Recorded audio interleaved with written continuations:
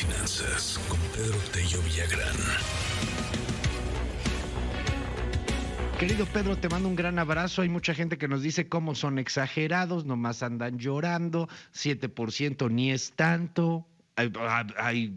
No es cierto que 7 son unos mentirosos, el tomate está mucho más caro, vean cómo subió el gas.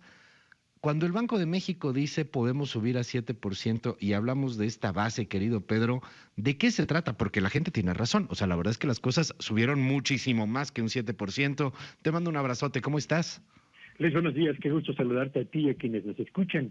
Pues para cerrar la semana, el doctor Jonathan Heath nos ha recetado una noticia que desde luego no cae bien a la sociedad mexicana, pero ilustra perfectamente la condición que prevalece en la economía mexicana por cuanto a la persistencia de la inflación en un país donde justamente los problemas de empleo insuficiente y de empleo de bajos salarios se han convertido en un desafío cotidiano para las amas de casa. Vayamos por partes, Luis. A ver, ¿por qué es importante no perder de vista lo que ocurre con la inflación? Bueno, pues lo es por tres razones. Primero, porque el primer impacto que tiene el crecimiento generalizado en los precios de los productos que usted y yo compramos todos los días para llevarlos a la mesa del hogar es el de que erosiona justamente el poder de compra del dinero que tenemos en el bolsillo y que nos cuesta trabajo ganar quincenal o mensualmente, independientemente de la actividad que realicemos. Cuando la inflación se acelera, lo que termina por ocurrir son varias cosas. Primero, se reduce el número de productos y de servicios que las amas de casa pueden llevar al hogar día a día. Segundo, comienzan a sustituir productos de marca por productos de menor precio, no necesariamente de la misma calidad.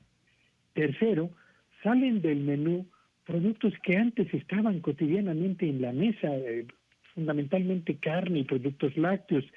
Y lo más importante, Luis, es que ese que es el primer impacto que le da en el centro, en el núcleo, al poder adquisitivo del ingreso de usted y de la familia, se convierte al mismo tiempo en una cadena de efectos que a todos termina por impactar.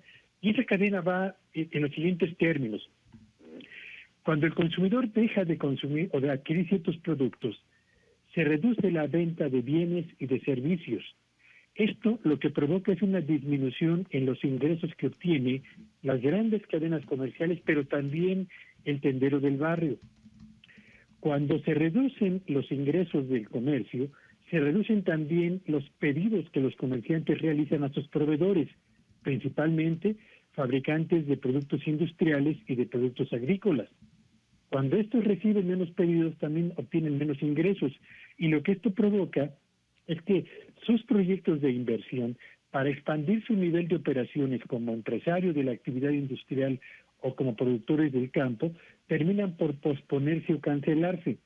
Y cuando se cancelan estos proyectos de inversión, lo que se provoca es que empleos que se iban a crear terminan también por posponerse, y si no se crean empleos, tampoco se crean oportunidades de ingreso para quienes, siendo parte del núcleo familiar, están buscando llevar mayores recursos a la economía del hogar para poder compensar aquello que la inflación en el primer eslabón de esta cadena de eventos empezó a provocar, que es la disminución en los productos y los servicios que se pueden adquirir en el núcleo familiar. ¿Qué es lo que está provocando la inflación? Bueno, pues es una combinación de varios factores, pero yo diría que hay tres fundamentalmente que están afectando la inflación a escala mundial, pero particularmente en México. Uno, los combustibles, gasolinas, diésel, gas LP y gas natural están aumentando de precios. Y cuando los combustibles se incrementan en precios, esto le pega a dos componentes muy importantes de la economía de cualquier país. Uno, el transporte de los productos de los centros de producción a los centros de consumo. Y dos, los costos de fabricación de aquellas empresas que dependen del consumo de estos energéticos para elaborar productos y servicios. Sobradamente en el caso del gas, la industria alimentaria que utiliza el gas para los procesos de secado de alimentos y la industria química que también utiliza el gas como un producto, como un insumo básico. Segundo, tenemos a escala mundial problemas con la oferta o la producción de alimentos por factores fundamentalmente climáticos. y cuando la oferta de productos alimenticios disminuye, se incrementan los precios de los mismos, y en un país como México, que depende de la importación de buena parte de los alimentos, eso termina por trasladarse al consumidor final. Y por último, tenemos también incremento en los costos de fabricación de las empresas, costos que las empresas vinieron absorbiendo, pero ha llegado el momento en el que no lo pueden seguir haciendo y terminan por trasladarlo al producto final.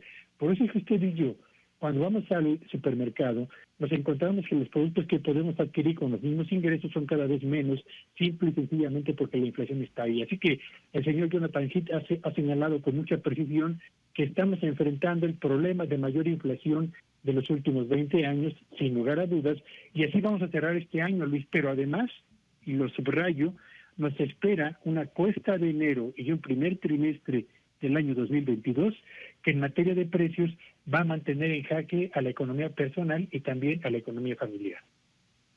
Híjole, Pedro, qué difícil, porque va a seguir subiendo. O sea, para el 2022 va a seguir subiendo. Más allá de este tema económico, técnico que ya bien nos explicas, ¿qué productos podrían ser los más afectados? Por ejemplo, o sea, de aquí al primer trimestre más o menos de 2022, digo, para ir haciendo previsiones, para ir viendo qué cosas pueden estar subiendo. Hemos visto algunos productos súper básicos que van para arriba, todo va para arriba, pero ¿en dónde verías tú más focos rojos en el marco de los productos y servicios que consume el ciudadano de a pie, querido Pedro? Por supuesto, los alimentos, Luis, ese es el primer rubro que será afectado de manera directa por costos de transporte, y yo diría que la mayor parte de los productos industriales, hay que decirlo abiertamente, estamos frente a una oleada, una marea inflacionaria que afecta a escala mundial, y por supuesto que con mayor intensidad a economías como la mexicana, donde la economía familiar ha sido afectada por el impacto de la inflación acumulada durante tanto tiempo y por empleos que son cada vez menos remunerados. Pedro, siempre un placer poderte tener aquí en este espacio. Te mando un abrazo y te seguimos en tu red. Síganme en Twitter, en @PetelloVillagrán, y que tengan un espléndido fin de semana. Igualmente, es Pedro Tello. Son las 8:15.